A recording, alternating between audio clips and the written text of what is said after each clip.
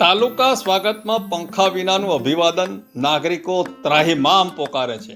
તાલુકા સ્વાગત કાર્યક્રમ એટલે ઓહો જાણે લંકા જીતી લીધી હોય તેવા અભરખા લઈને આસપાસના ગામના નાગરિકો પોતાના પ્રશ્નો લઈને આવતા હોય છે.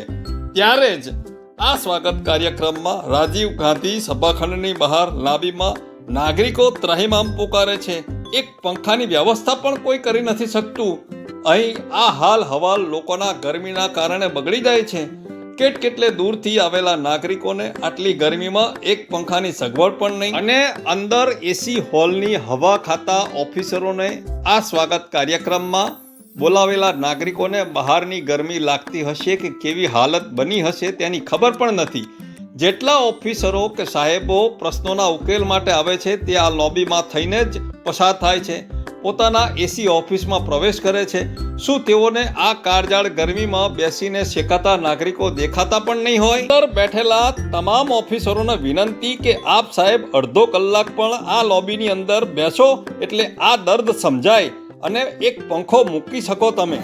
પરંતુ કહે છે ને કે મારો ભારત મહાન.